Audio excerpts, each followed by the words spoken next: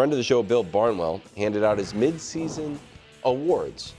Among them, MVP, which he gives to Patrick Mahomes. Somewhat of a tepid rationale. What Mahomes is, of course, is the most inevitable quarterback in football. That was good.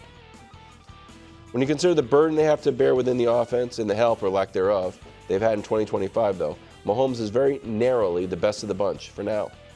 Ask me again in 2 months. Nick, your reaction to Well, this has the potential to be a classic example of a first things first staple of Nick getting yelled at for someone else's opinion. True. I don't have a Brew's ballot, No. so nobody knows who my MVP is. But I did, when Brew had Matt Stafford number 1, I did tell him I think it's a great choice.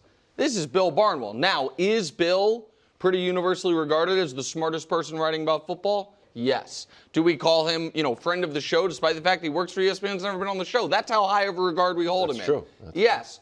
So, since you called his rationale tepid, just in support of Bill Barnwell, my opinion notwithstanding, some statistical arguments for, is Patrick Mahomes actually individually, not team award, MVP, having a better year than some would have you believe? I think the answer to that is yes. Here are his numbers for the season. There's a lot of EPA in Barnwell's article. No, so I'm just doing traditional stuff. Okay. Yards and touchdowns and big plays. First, second, or third and everything. And if you, by the way, if you did it per game, because some teams have had a bye and the Chiefs are having theirs now, it actually doesn't change. He is third in passing yards and second in total yards per game in both of those as well, so the bye doesn't change it.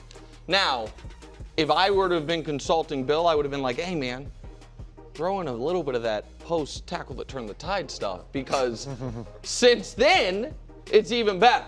He's first or second in, yards and touchdowns, pretty important for a quarterback.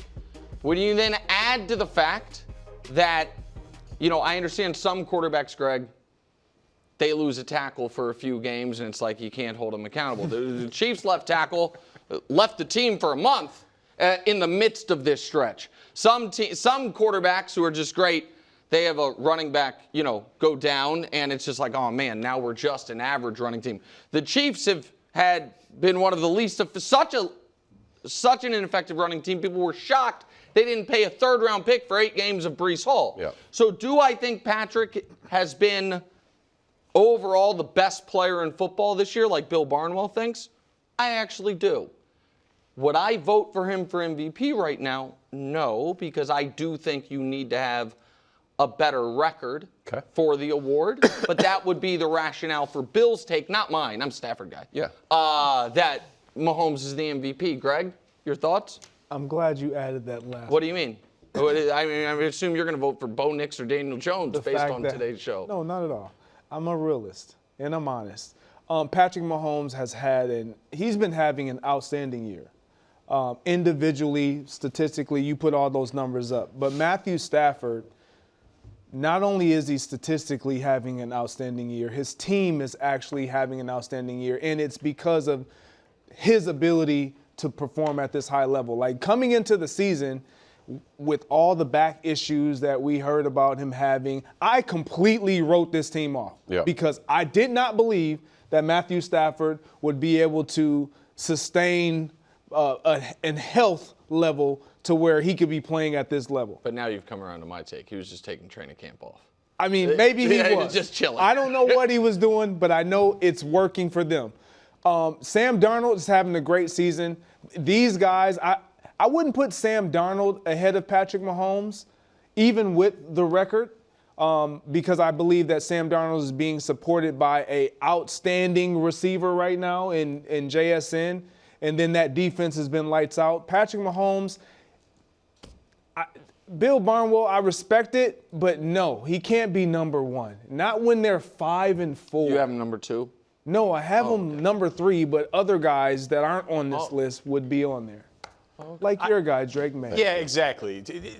I love Bill Barnwell friend of the show, evidently. friend of the show. Read him every single week. He's great. Wilds reads the first 2 pages I and read the then whole realizes thing. it's No, I too read the long. whole thing. They're very I long. read the whole. If he starts talking about the Saints, I usually it's a comprehensive column. Yeah. Nick, you said yesterday on the show that we all would vote for Stafford, and I'm glad you got there at the very end and admitted that your vote would be for Matt Stafford. And Again, so, I don't want to yell at Bill's you. opinion. I don't want to yell at you, but I just see, happened to go first. I see what you're doing.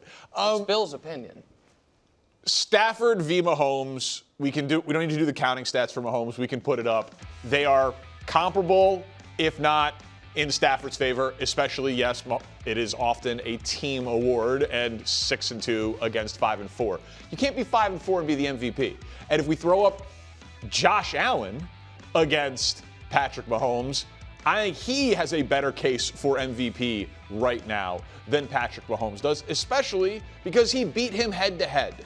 So if you, to me, Stafford, Allen, Drake May, Jonathan Taylor. Like, Patrick Mahomes is the best player in football, but Mahomes would be coming in somewhere around 5th on my ballot. Who would you have ahead, Allen or May? They played head-to-head. They played head-to-head, and it would be Drake May. But I would say that Josh Allen. See, I knew it. I knew he was going to do that. Of course. The head-to-head can't matter. Sure it can. For Allen versus Mahomes and not Allen versus May. This is true. I mean, They're all sorts of tiebreakers. Like, yeah. Drake May has a better record than Josh Allen. Yes. Right? Yeah, and he beat him head-to-head. And he beat him head-to-head. And you're saying Josh Allen should be ahead of him. Josh Allen is better than Drake May. Okay.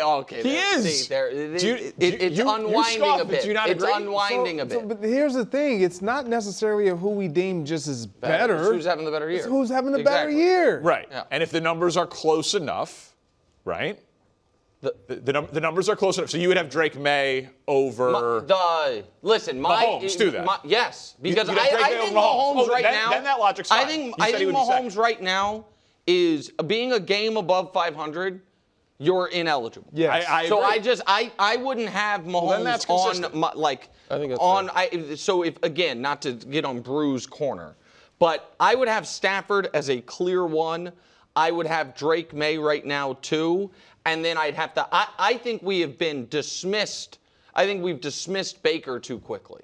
Baker was leading all of it, and then he had one of those games where he was statistically underwhelming. They beat the Saints 23-3. Like, he didn't need to do much. And so I would still have Baker in the mix. I would have Jonathan Taylor potentially in the mix. Where's Jalen in the Vegas? Do you know off the top of your head?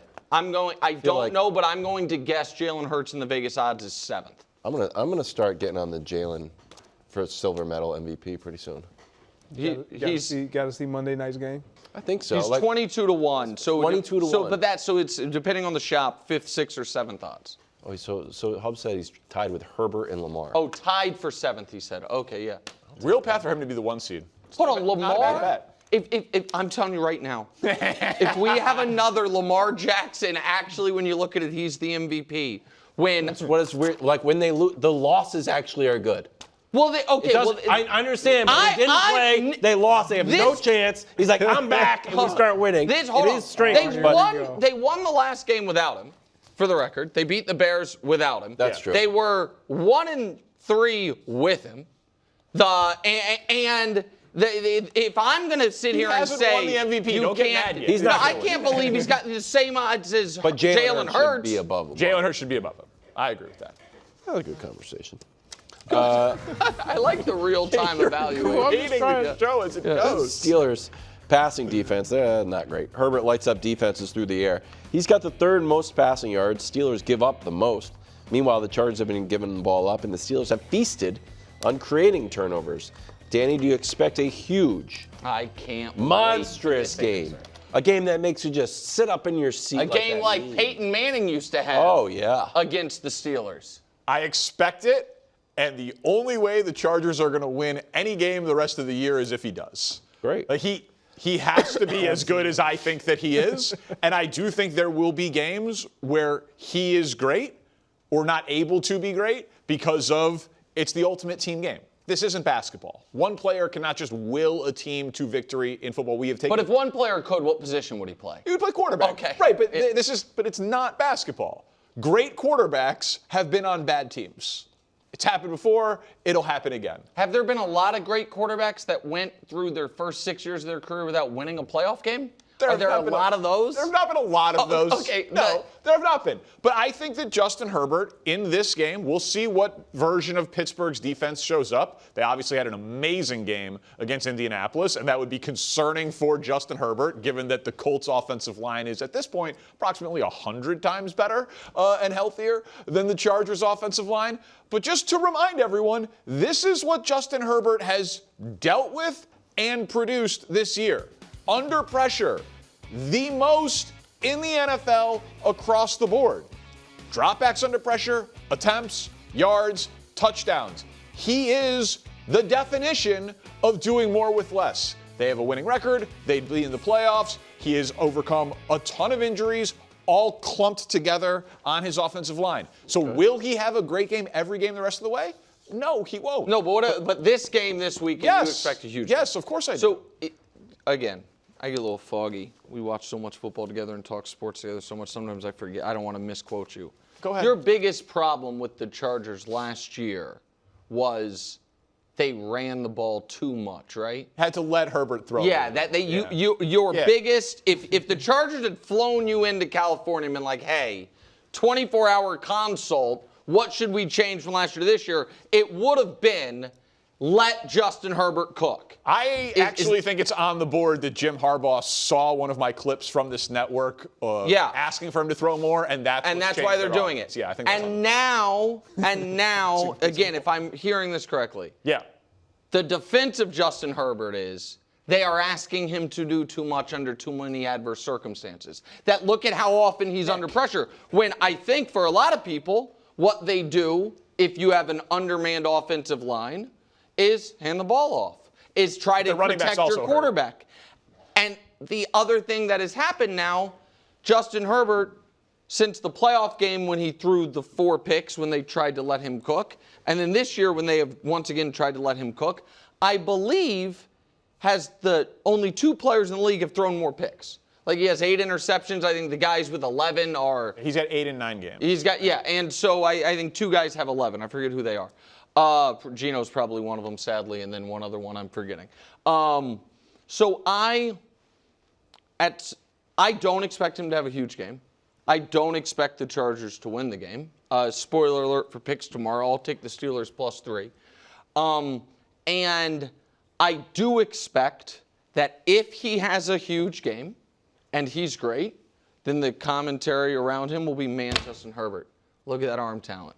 And if he struggles and they lose, the commentary is going to be, man, Justin Herbert, one day he'll get the help he needs. Because that's been the life he's lived for his entire NFL career. And so I don't think the Chargers are going to exploit the Steelers' defense the way other teams have. I don't think that. Oddly, I'm with Danny on this one. Wow. And it's simple. It's because it's the only way that this team can win is if Justin Herbert goes out there and he lights the scoreboard up and he passes for 300-plus yards and he's 3 touchdowns into the game. Like, there's no other way that this team wins. And if the Pittsburgh Steelers, I mean, they're still in a position of myself to where they need to prove that what we saw last week is who they are going to move on being for the duration of the season. And that's creating turnovers and generating turnovers in the fashion of which they did, and then getting after the quarterback the way that they did. Regardless of who's up on the offensive line, protecting Justin Herbert, I believe that the only way this team is even in a position to where they make the postseason is if this young man is able to overcome what we're saying he hasn't been able to overcome. So what happened to the Chargers defense? Why can the Chargers not win a game like this with just a steady performance, good defense, and good coaching? Like what their defense has been much worse this year than it was last year. Right. No. So that's what I'm asking. I'm not being a smartass here. Like the idea behind the Chargers, for some of it was Herbert's finally going to have his great year, but some of it was they have a great coach. They have a great offensive plan, and they have this defense. And now some of the injuries they had on defense, guys are back. So it is surprising to me that nobody has said Yeah, they can win the game because they can harass Aaron Rodgers, because they can win the game 20-17. Like, we don't look at the Steelers as this unstoppable dynamic. Right. They've been a steady offense, but not this unstoppable dynamic offense. The Chargers, I mean, they're 6th in total defense. Yeah. The issue with trying to get at Aaron Rodgers is he gets rid of the ball a little too quick. So if you're not getting there under 2 seconds, you have no chance to get to Aaron Rodgers because he understands I'm not going to hold on to the ball. I got to get the ball in my playmaker's hands. The thing about the Chargers that is super intriguing to me is if Justin Herbert, when you said if he's not able to do it, the storyline would be, man, look what he doesn't have. It's so unfortunate. But if he does, and he's able to get this team in the postseason, it'd be a very it nice would be kind of like what we talked about to start the year for Josh Allen last year. Like, man, he doesn't have any weapons, anything meaningful on offense. We didn't know James Cook was going to have the year he had. If Justin Herbert is able to do that and get this team in the postseason and still be alive, MVP talks. Put him on the ballot. Put him on the ballot. Put him on the ballot. Thanks for watching. Subscribe here to get more from the show and to check out clips from other shows on FS1.